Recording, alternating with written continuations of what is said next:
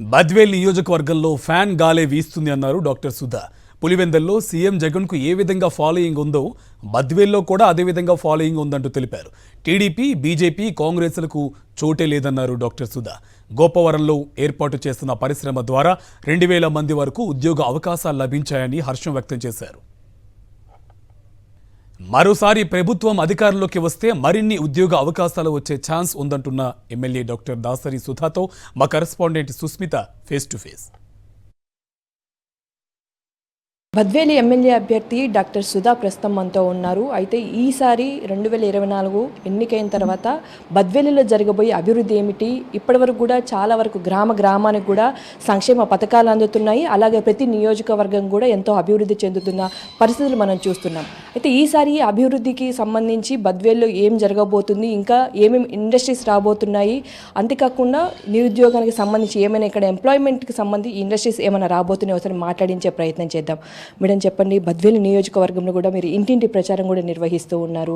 ప్రజల నుంచి ఏ విధంగా రెస్పాన్స్ వస్తుంది మేడం? యాక్చువల్గా మీకు తెలుసు, నేను బై ఎలక్షన్లో బద్వేల్ పాలిటిక్స్లోకి ఎంటర్ అవ్వడం జరిగింది. 2019లో మా హస్బెండ్ ఎమ్మెల్యేగా గెలుపొందడం, తర్వాత ఆయన అకాల మరణంతో నేను బై ఎలక్షన్లో 21 నుంచి వచ్చాను. సో మిగతా వాళ్ళందరికీ కూడా నాకు చాలా షార్ట్ టైం అనమాట. కాకపోతే మీరు ఒకటి మనం ఏమంటే ఈ గడప గడపకు మన ప్రభుత్వం అన్న కార్యక్రమం అప్పుడే స్టార్ట్ అయింది. సో ఈ కార్యక్రమం ద్వారా మేము ప్రతి ఇంటికి వెళ్ళాము. ఈ స్కీమ్స్ ఏవైతే జగన్ సార్ ఇచ్చారో ఇది ఏ విధంగా ప్రతి ఇంట్లో what change it has brought in there lifes అనేది ప్రత్యక్షంగా చూడగలిగినాం.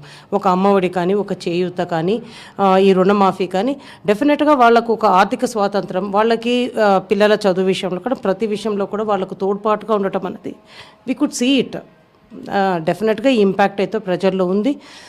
సో చాలా సాటిస్ఫాక్షన్ అనిపించింది, కష్టం అనిపించింది గడప గడప తిరగటం అన్నది. ఎందుకంటే మీకు అదే చెప్పాను, అందరికంటే నాకు చాలా తక్కువ టైం ఉన్నది.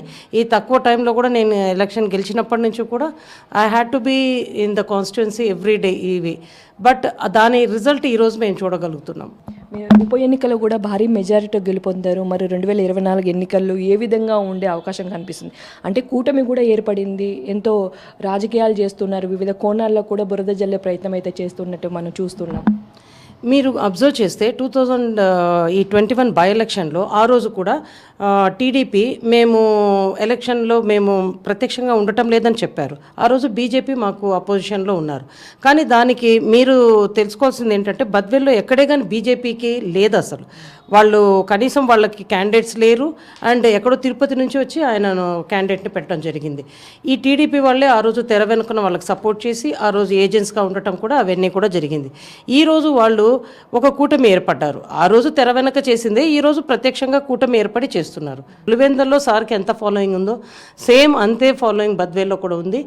చూసాం కదా, పూర్తిగా బద్వేలి నియోజకవర్గంలో కూడా కొన్ని నీటి సమస్యకు సంబంధించి కొన్ని ఇష్యూస్ ఉన్నాయి. దానికి లిఫ్ట్ ఇరిగేషన్తో కూడా రానున్న ఎన్నికల తర్వాత కూడా పూర్తిగా దానికి సమస్య పోయే ప్రయత్నాలు అయితే చేస్తున్నాము. ఇంకా కొన్ని ఇండస్ట్రీస్ కూడా బద్వేలకు తీసుకొని వస్తాము. లోకల్గా కూడా యువతకి ఎంప్లాయ్మెంట్ చేసే దిశగా కూడా వైఎస్ఆర్సీపీ ప్రభుత్వం ముందుకు వెళ్తున్నట్టు కూడా బద్వేలి ఎమ్మెల్యే అభ్యర్థి డాక్టర్ దాసరి సుధా చెప్తూ ఉన్నారు. కెమెరామెన్ రాముతో సుష్మిత, సాక్షి టీవీ, కడప నుంచి.